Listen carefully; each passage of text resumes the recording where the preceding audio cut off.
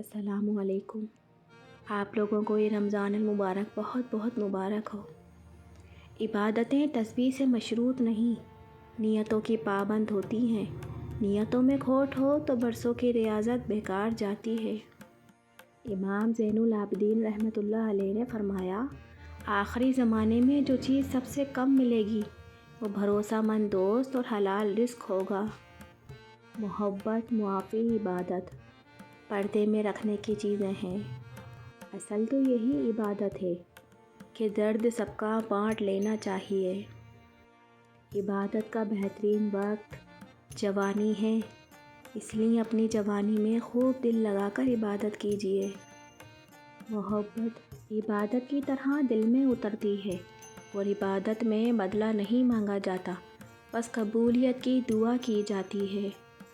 حضرت محمد صلی اللہ علیہ وآلہ وسلم امت کے لیے راتوں میں اتنی دیر تک کھڑے ہو کر عبادت کرتے کہ ان کے ٹخنے سوج جاتے، اور آج امت اتنا سوتی ہے کہ آنکھیں سوج جاتی ہیں۔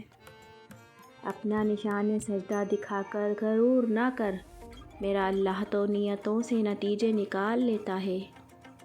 فرمان مولا علی مشکل کشا ہے، گناہوں کی نحوست سے عبادت میں سستی اور رزق میں تنگی آتی ہے۔ میرا رب فرماتا ہے، اے میرے بندے تو میرا ہو کر تو دیکھ، ہر کسی کو تیرا نہ بنا دوں تو پھر کہنا۔ بسم اللہ الرحمن الرحیم۔ ایاک نعبد و ایاک نستعین، ہم تیری ہی عبادت کرتے ہیں اور تجھ ہی سے مدد مانگتے ہیں۔ آپ تشہیر عبادت کی نہ کریے صاحب، عشق سچا ہو تو ماتھے کے نشان بولتے ہیں۔ مجھے بھی دعاؤں میں یاد رکھنا، احسان ہوگا آپ کا، رمضان کا مہینہ انعام ہوگا آپ کا۔ شیخ عبد القادر جیلانی فرماتے ہیں، تمہارے جسم ابھی ظاہری گناہوں سے پاک نہیں ہوئے اور تم اندرونی پاکیزگی کا دعویٰ کرتے ہو۔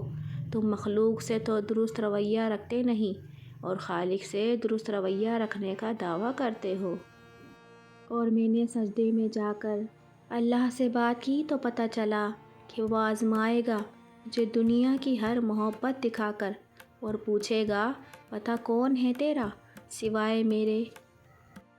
محبت اور عبادتیں بتائی نہیں جاتی ہیں، بس کی جاتی ہیں۔ جو عبادات آپ کے اخلاق اور کردار پر اثر انداز نہ ہو سکے، وہ مشقت کے سوا کچھ بھی نہیں ہے۔ کبھی آنسو، کبھی سجدے، کبھی آنتوں کا اٹھ جانا۔ انسان جب ٹوٹ جاتا ہے تو اسے اپنا رب بہت یاد آتا ہے۔